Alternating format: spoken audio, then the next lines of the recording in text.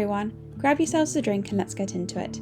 It's time for the weekly attempt to make it look like I have my life entirely together before Monday rolls around. My week usually starts with getting out of the house, so I spent the morning walking the kids at work around the local gardens. It's always nice just to get some fresh air and see what's actually growing.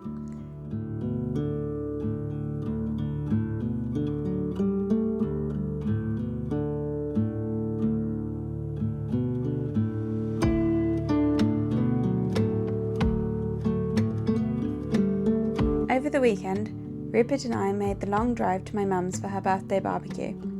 It was a lovely couple of days full of laughs and some unsurprisingly competitive table tennis. But in classic fashion, this clip of me watering her lavender and broad beans is pretty much the only usable footage I remember to capture. I can't take credit for how well her garden is doing, but I'm always happy to play the assistant gardener for an afternoon.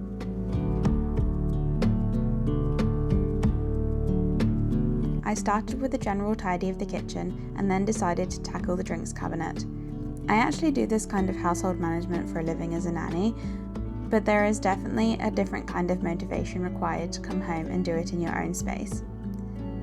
With my final day at work officially set for the end of September and the big move to Wiltshire coming up right after that, I find myself wanting to keep things as organised as possible here.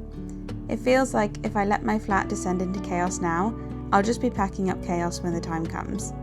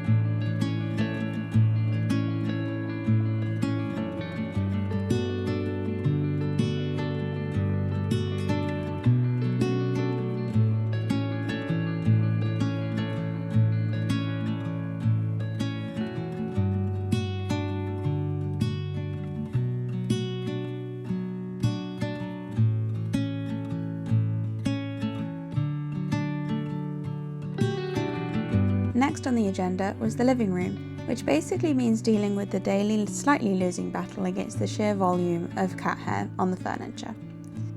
I gave the loaf bed in a bun a thorough once-over with the lint scraper and the vacuum.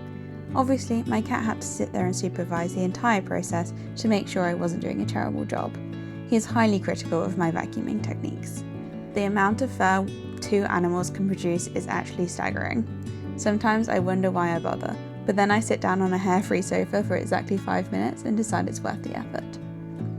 I have to say, if any of you are thinking of buying a bed in a bun from Loaf, which is a fold-out double bed that looks like an ottoman, it's really great, but I would highly recommend upgrading the material from their house fabric, because that collects cat hair like nothing I've ever seen before.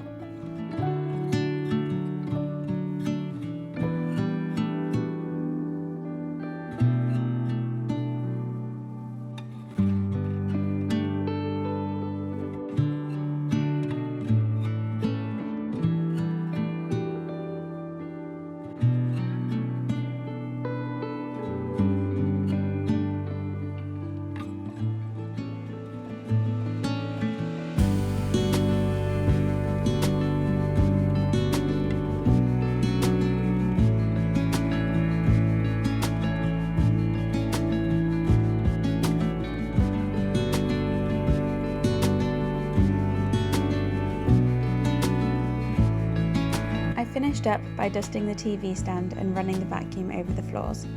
Honestly, there is no magic secret to homemaking for me.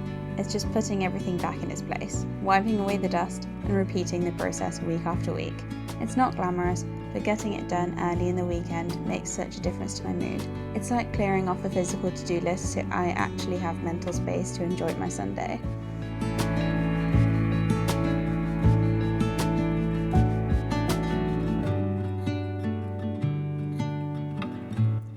was finally done, I allowed myself a quick break. I flicked the kettle on and sat down for a proper cup of tea before starting on the meal prep. You just can't skip the tea break.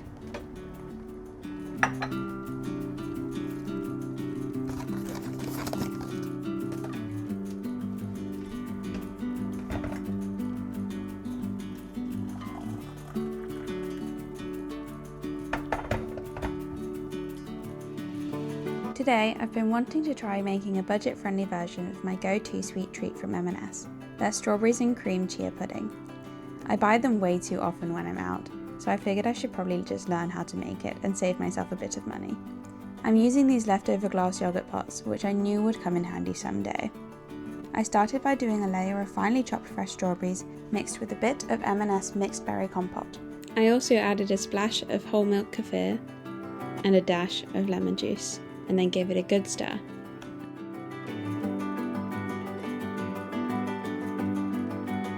For the chia layer, I'm mixing organic whole milk kefir, a little vanilla bean paste, 2 teaspoons of chia seeds, and some high protein milk, topped with some water. Give it a really good stir, and then the most important part is that you have to let this layer set in the fridge for a bit. Once the chia has actually thickened up, you can finish it off. I added a generous layer of 0% Greek yogurt, mixed with just a tiny dash of agave nectar to take the edge off the tartness. I'm actually pretty happy with how these turned out. They're going to be really convenient for busy mornings when I'm just rushing out the door. If you happen to be tracking your macros, my homemade version comes in at 171 calories per pot, with about 11 grams of protein, 16 grams of carbs and 6 grams of fat. But mostly, I'm just pleased it works out at about 94p per pot, which makes my daily habit look a lot more reasonable than the £3.25 a pot at M&S. I'm going to get these stacked in the fridge and try to enjoy whatever is left of my weekend before the reality of Monday morning hits. If you do try making these, let me know if they hit the spot or if I'm just easily pleased. Thank you so much for watching, and I'll see you in the next one. Bye!